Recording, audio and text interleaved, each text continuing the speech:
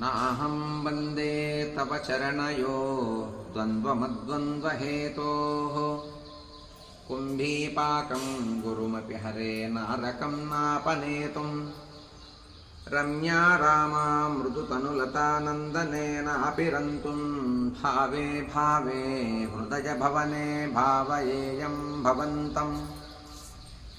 नास्थाधर्मेण वसुनिचयेनैव कामोपभोगे यद्यद्भव्यं भवतु भगवन् पूर्वकर्मानुरूपम् एतत्प्रार्थ्यं मम बहुमतं जन्म जन्मान्तरेऽपि त्वत्पादाम्भोयुगगता निच्छला भक्तिरस्तु दिवि वा भुवि वा ममास्तु वासो नरके वा नरकान्तकप्रकामम् अवधीरितशारदारविन्दौ चरणौ ते मरणेऽपि चिन्तयामि कृष्णत्वदीयपदपङ्कजपञ्जरान्तमध्यैव मे विशतु मानसराजहंसः प्राणप्रयाणसमये कफवातपित्तैः कण्ठावरोधनविधौ स्मरणं कुतस्ते चिन्तयामि हरिमेव सन्ततं मन्दमन्दहसिताननाम्बुजम्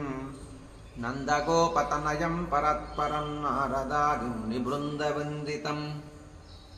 करचरणसरोजे कान्तिमन्नेत्रमीने श्रममुषिभुजिवीचिव्याकुले गाधमार्गे हरिसरसि विगाह्यापीयतेजो जलोखम् भवमरुपरिखिन्नः खेदमद्य त्यजामि सरसिजनयने सशङ्खचक्रे मुरभिदिमा विरमस्व चित्तरन्तुं सुखतरमपरं न जातु जाने हरिचरणस्मरणामृतेन तुल्यं माभीर्मन्दमनो विचिन्त्य बहुधा यामीश्चिरं यातनाः नामेनः प्रभवन्ति पापरिपवः स्वामी ननु श्रीधरः आलस्यं व्यपनीय भक्तिसुलभं ध्यायस्व नारायणं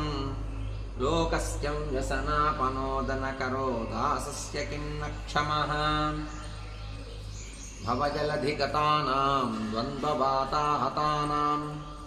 सुतदुहितृकलत्रत्राणभारार्थितानां विषमविषयतो ये मज्जतामप्लवानां भवतु शरणमेको विष्णुपूतो नराणां भवजलधिमगाधं दुस्तरं निस्तरेयं कथमहमिति चेतो मास्मगाः कातरत्वं सरसिजदृशि देवे तावत्